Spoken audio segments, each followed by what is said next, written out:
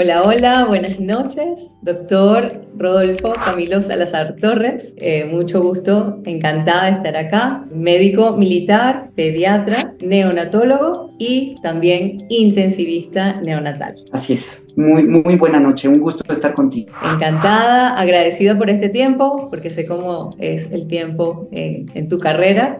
Y bueno, pues la idea de estar este ratico conversando es transmitir un poco a los papás ese maravilloso trabajo que haces todos los días, que admiro muchísimo, que me encanta y que es muy afín a lo que yo hago todos los días de mi vida, que es neurodesarrollo infantil, entrenamiento a los papás de cómo impulsar el potencial de sus hijos.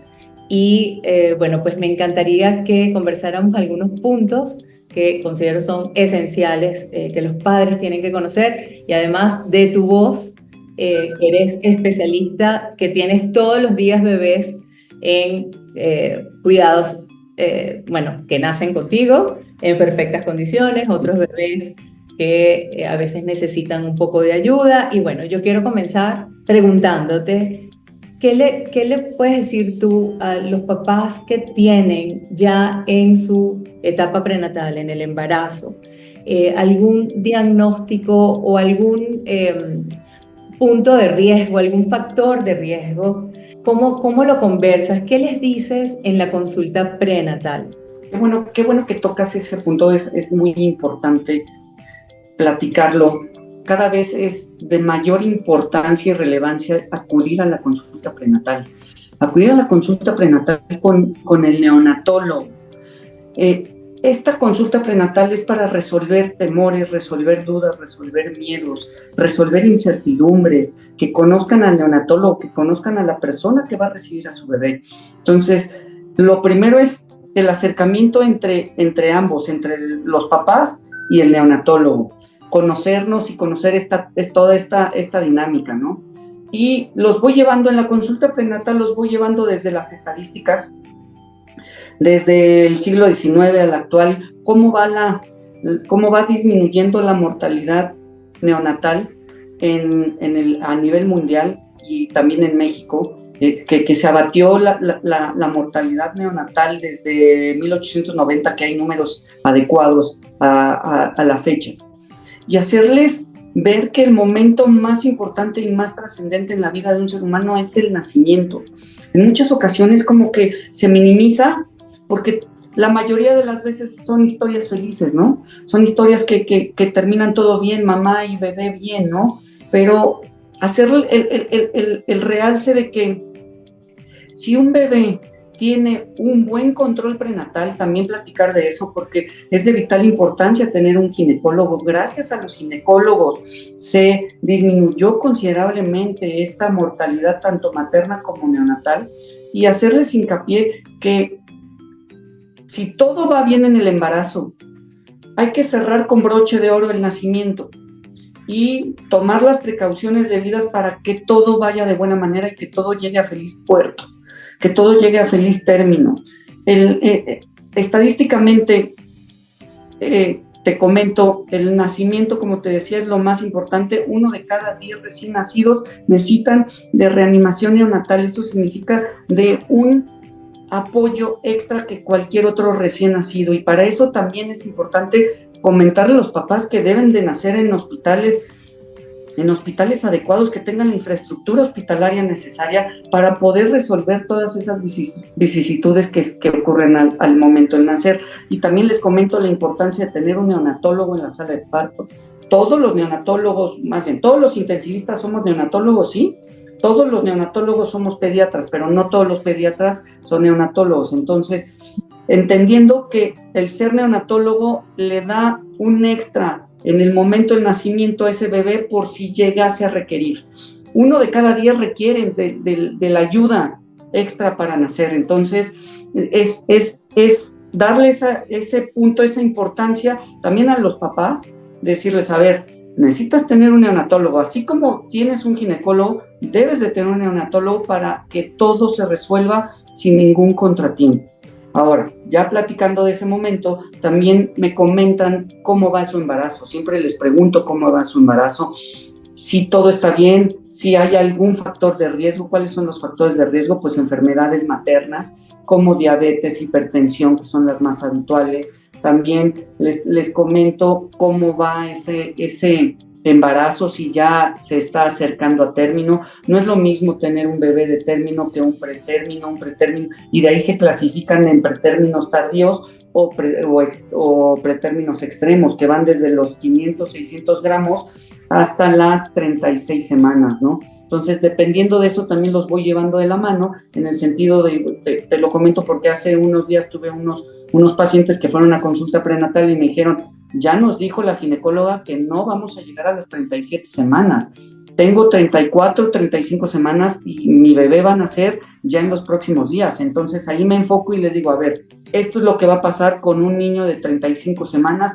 Los voy llevando de la mano desde los problemas respiratorios que tenemos que resolver, porque todo eso va a tener repercusión en lo neurológico, como tú sabes, ¿no? Un buen nacimiento nos puede ayudar o nos favorece que en el desarrollo neurológico del bebé sea lo más importante. Como también les comento, todo tiene solución, menos la cuestión neurológica. Si la cuestión neurológica al momento de nacer o antes de nacer tiene alteraciones, pues eso ya no es tan fácil de revertir, ¿no? Entonces, siempre todas las estrategias del neonatólogo van dirigidas a cuidar el cerebro, la neuroprotección, que es lo más importante, y así los voy llevando de la mano en la consulta prenatal. Perfecto, perfecto. Y la consulta prenatal, si todo va bien, es decir, no hay ningún factor de riesgo, etcétera, ¿cuál sería esa edad ideal de embarazo gestacional para hacer la consulta prenatal con el neonatólogo? Yo les recomiendo siempre que sea como entre las 32 y 34 semanas de edad gestacional, porque así tenemos tiempo de conocernos, 1, 2, como te digo, resolver las dudas, y si durante las últimas semanas se presenta algo en ese embarazo, que se pongan en contacto nuevamente conmigo para resolver dudas y darles esa tranquilidad que requieren los papás, porque el momento más importante, el momento más hermoso como padre es que nazcan nuestros hijos, ¿no? Y qué mejor que ir con esa confianza de que todo se puede resolver estando en las manos indicadas tanto de un ginecólogo adecuado como de un neonatólogo adecuado, ¿no? Claro, claro, claro. Y esa emocionalidad que podemos tener al estar todo, todo bien en cuanto a la relación con el médico, la información, es súper importante. Mamá tranquila, un nacimiento mucho más tranquilo y seguro. Ahora, cuando ese bebé nace, ¿nos puedes contar un poco esa exploración, esa valoración que el neonatólogo hace al recién nacido? ¿En qué se basa? ¿De qué se trata? ¿Y cuál es la importancia desde el neurodesarrollo? ¿Cuál es la importancia de esta valoración? Sí, desde el momento en que nace, desde el momento que sale la cabecita, ya sea por parto o por cesárea, desde ahí uno está viendo que eso es la inspección. Los médicos nos dedicamos a ver, ¿no? Entonces, desde la inspección, desde que nace, nosotros sabemos cómo está ese bebé y cómo está o cómo va la cuestión neurológica de ese bebé. Si es un niño de término, vamos a poner los ejemplos de un niño de término. Si es un niño de término, inmediatamente va a tener tono, ¿sí? Ese tono, esa fuerza muscular nos indica que hay una buena oxigenación, que todo está funcionando de buena manera y por ende se puede entender que la cuestión neurológica es la adecuada, que ese cerebrito viene bien. También el llanto, el estado de alerta, eso es en el momento del nacimiento, que son los primeros 5 o 10 minutos donde estamos viendo que la transición de estar dentro de mamá, fuera de mamá, sea la adecuada. Ya como una segunda valoración neurológica, como te digo, ya después de los 10 minutos de vida, también entendiendo que es el apego inmediato, porque también eso en la consulta prenatal se platica. No es a fuerza el apego inmediato, no es a fuerza todo esto que en muchas ocasiones las redes sociales nos dicen, ¿no? Siempre estamos en el siglo XXI y los papás deciden.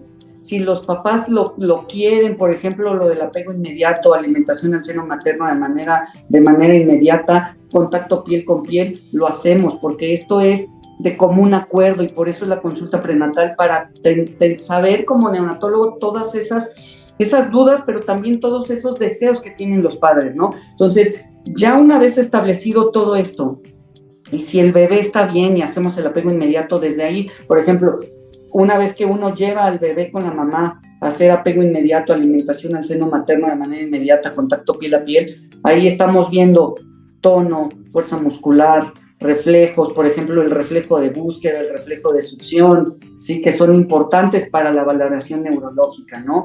Y también el agarre, que cómo está la manita, cómo está, si está apretando la manita, todo eso lo estamos viendo como una evaluación secundaria. También lo podemos hacer en la mesa de exploración, y ahí lo que te digo es la inspección y después palpar. Eso también es muy importante, la palpación, ver cómo está ese perímetro craneal, un perímetro de cráneo adecuado, con mediciones adecuadas, que no sea ni muy grande o que tenga microcefalia, nos habla de que todo va a ir bien. Las fontanelas, que también se conocen como molleras, pero el término médico se llama fontanela, ¿no? La fontanela anterior que esté presente, que esté de buen tamaño, y también la fontanela posterior. Siempre la fontanela posterior de menos debe ser puntiforme, aproximadamente 1 centímetro, ¿no? Checar cómo están esas fontanelas, si no están a tensión, si los huesos del cráneo están desarrollados de buena manera, que no estén como un cabalgamiento, que eso significa que estén uno sobre otro. Todo eso se ve.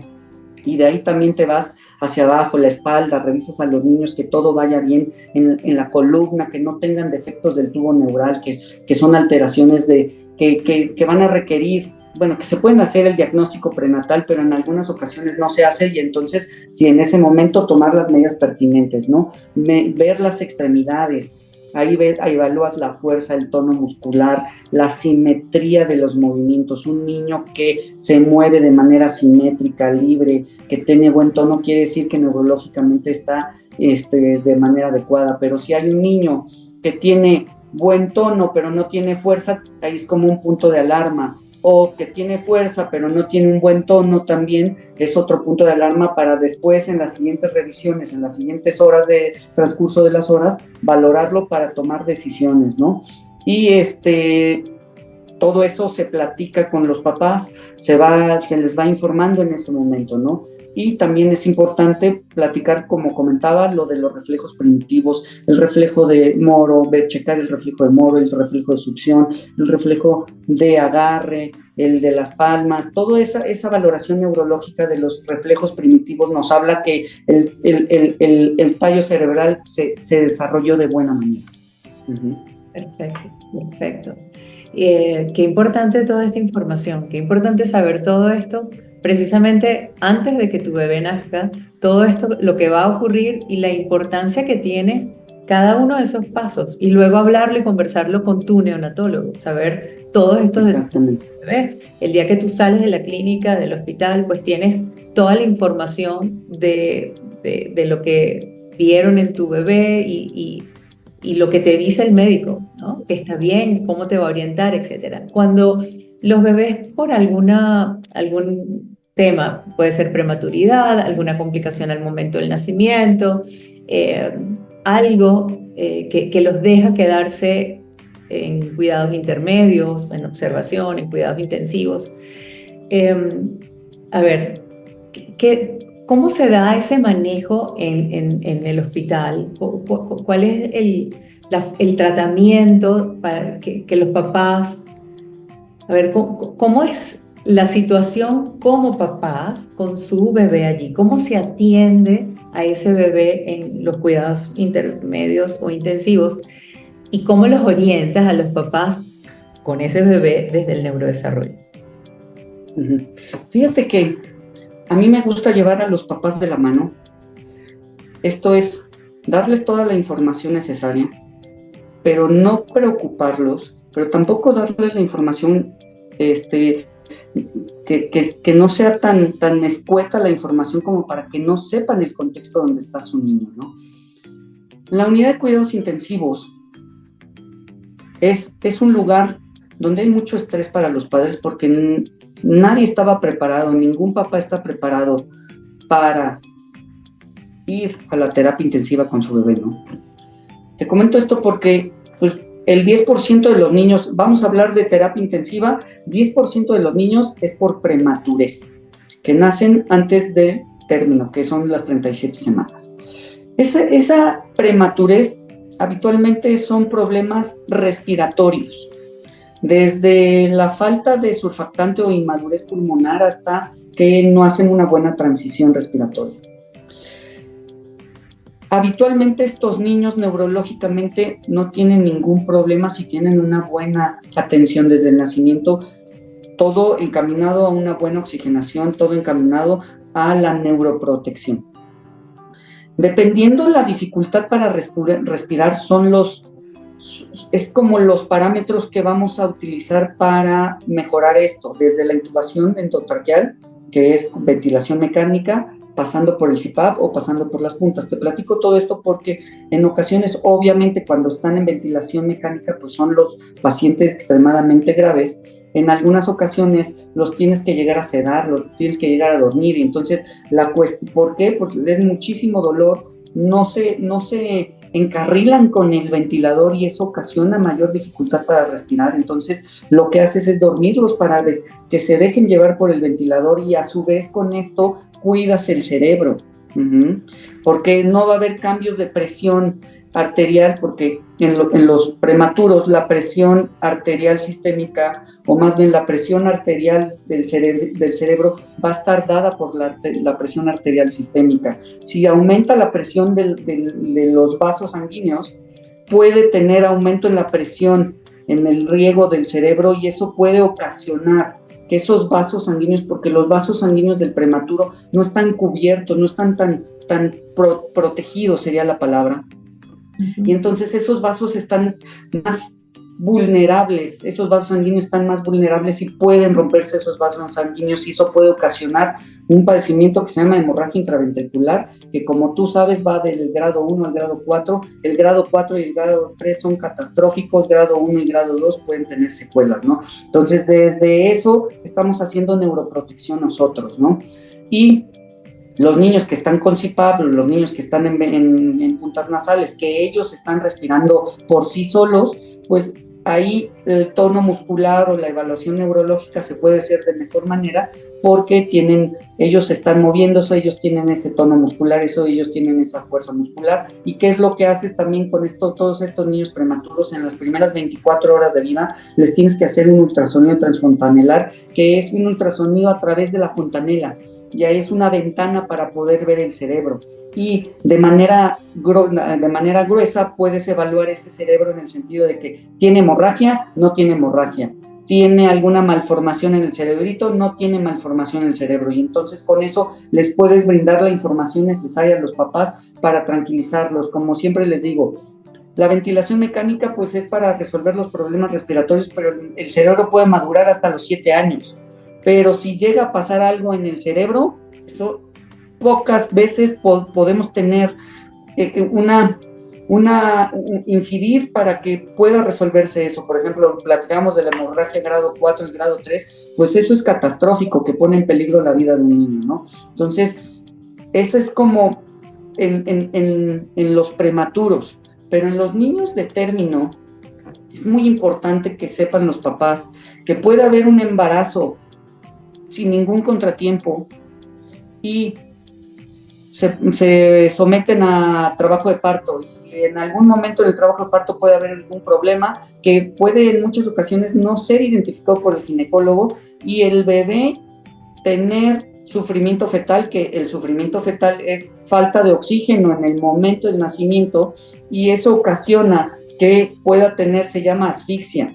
Es el problema más trágico que pueda haber en un nacimiento, un niño con un embarazo totalmente normoevolutivo y que termine con asfixia que puede condicionar problemas severos.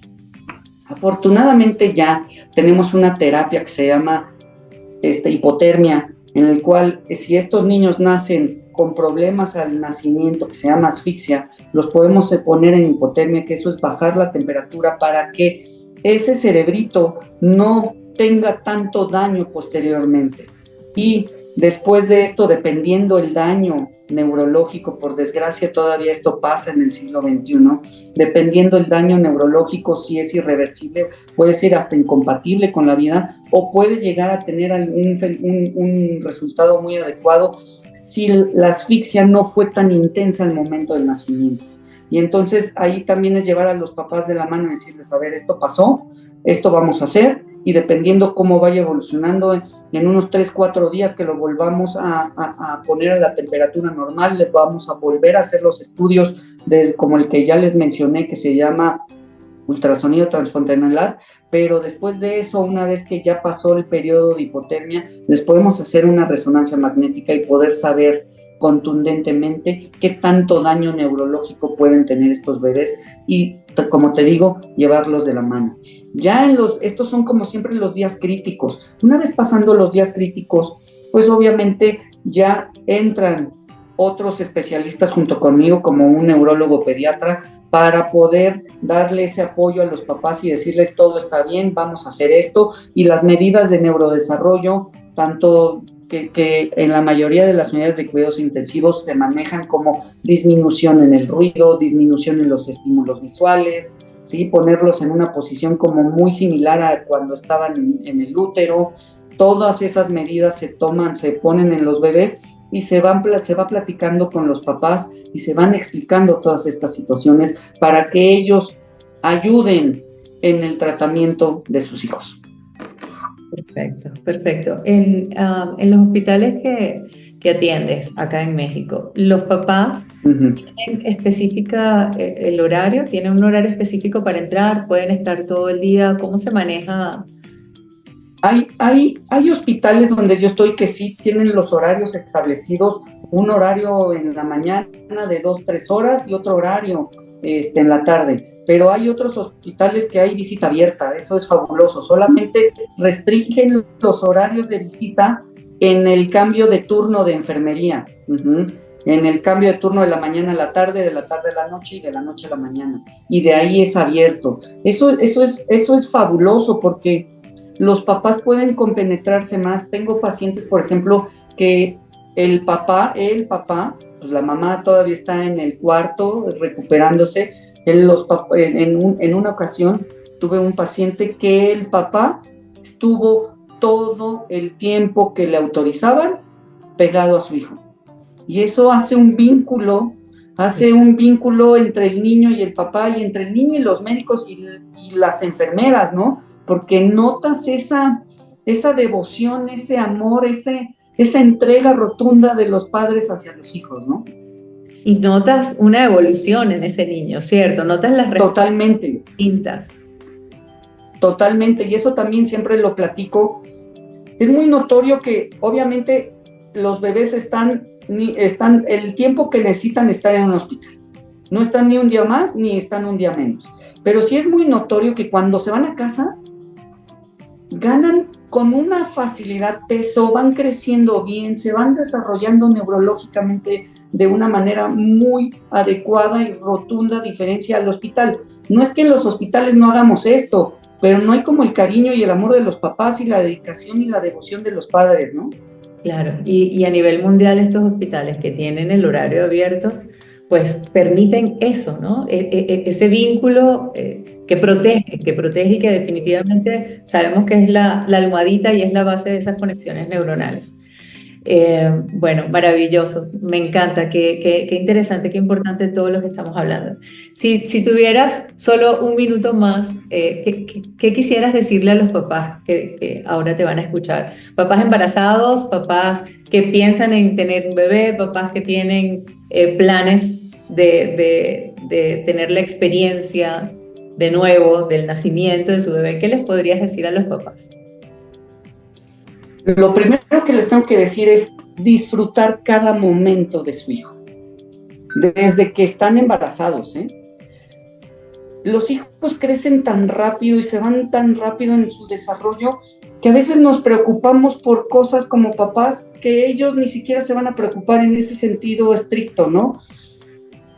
Respetar a sus hijos, amarlos intensamente, y en muchas ocasiones los papás tenemos muchas expectativas dejar que esas expectativas se vayan para dejar que tu hijo te vaya enseñando, porque siempre les comento, y eso siempre se lo digo a todos mis pacientes, nuestros hijos son nuestros mejores maestros y nuestros hijos tienen que potencializar nuestras virtudes y minimizar nuestros defectos.